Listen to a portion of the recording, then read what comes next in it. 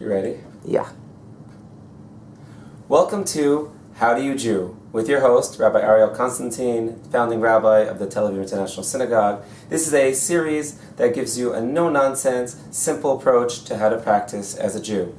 Today we're going to discuss when Tisha B'Av falls on Shabbat and the fast is pushed off to Sunday. Tisha B'Av, as you know, is the saddest day of the Jewish year, the day where we mourn the loss of both temples that were destroyed in Jerusalem, the first one by the Babylonians in 586 BCE, the second one by the Romans in 70 CE.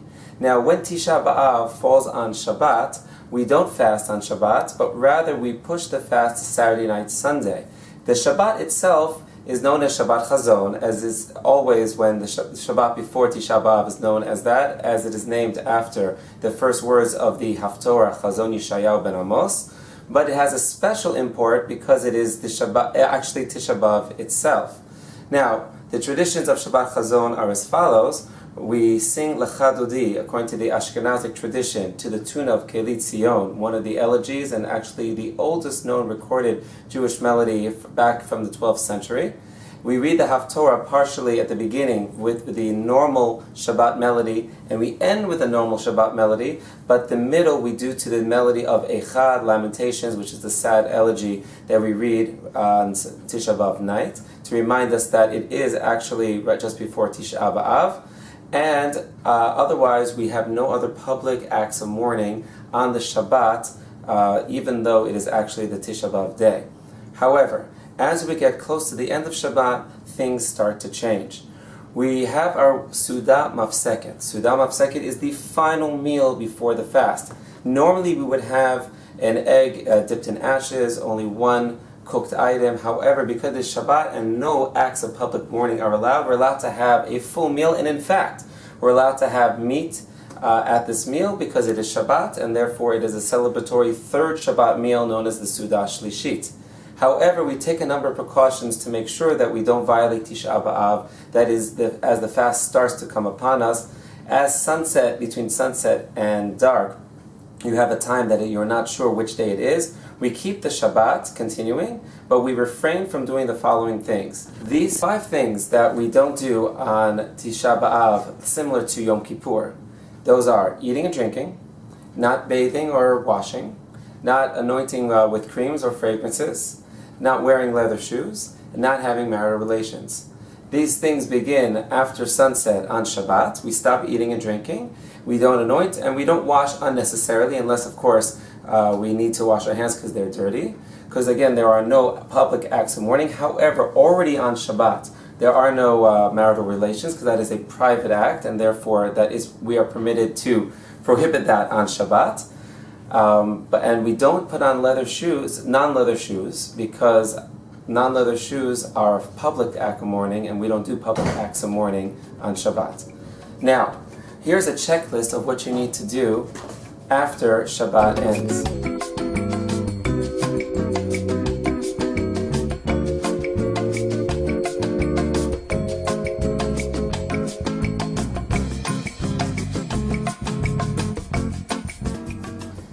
There are a number of other things that we do on Tisha B'Av, in addition, beyond what we do on Yom Kippur. They are as follows. Number 1, we sit on the floor or low benches, like a mourner does after someone passes and they, God forbid, are sitting Shiva. We dim the lights to indicate that things are sad, and we don't have the light of joy. We have this darkness and sadness and exile. We take the parochet, the ark cover, and either flip it around or take it off altogether to show that the temple is in shambles. And these things we do only after the Tisha B'Av begins. Now, in order to prepare for the Shabbat that falls on Tisha B'Av, and therefore we start observing after, we need to do the following things in order to prepare. Number 1, we need to bring our non-leather shoes to the services Friday night, because we cannot bring our non-leather shoes on Shabbat, because that is preparing from Shabbat to a weekday.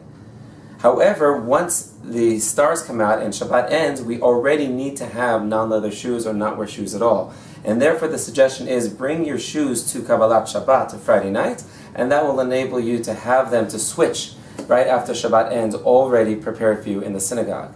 In addition, as we said, the Sudah Shlishi may be made of meat or chicken. However, we complete it by sunset. The time between sunset and Shabbat ending is a very unique time, because on the one hand, you have the restrictions of not eating and drinking already taking force.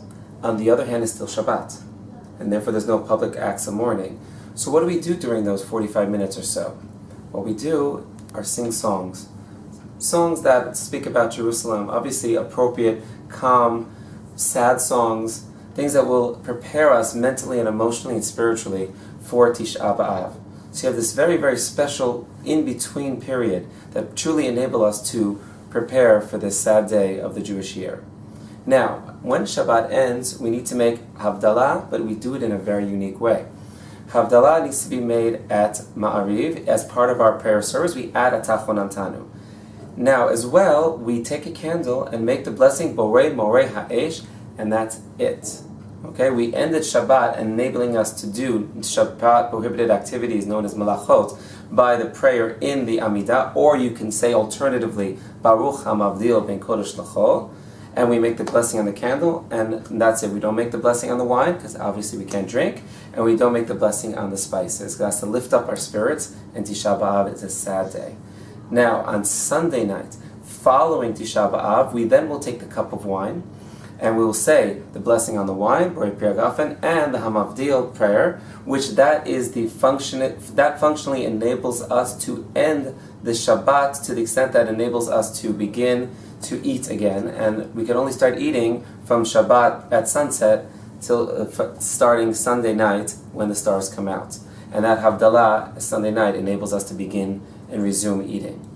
One final note, because Tisha B'Av is actually on the 10th of Av this year, because it's observed on Sunday, the observances of the 9 days where we're restricted in eating and drinking, we're no shaving for 9 days, or the Ashkenazim, as you can tell, for 3 weeks, the no listening to music, and the various other restrictions, normally we extend them until noon on the 10th of Av, because that's when the temple was primarily burning. However, because Tisha B'Av this year is observed on the 10th of Av, and as the day ends, it becomes the 11th of Av. Already immediately with the end of the fast, you may eat meat, according to many opinions, not all, but many, and you could already listen to music and already shave or get a haircut, and the other restrictions are already lifted as soon as the fast ends. Hope this was helpful. We wish and pray that as Tisha B'Av was pushed off from Shabbat to Sunday, maybe it won't even happen, it will be pushed off altogether, that we should see a complete and speedy redemption,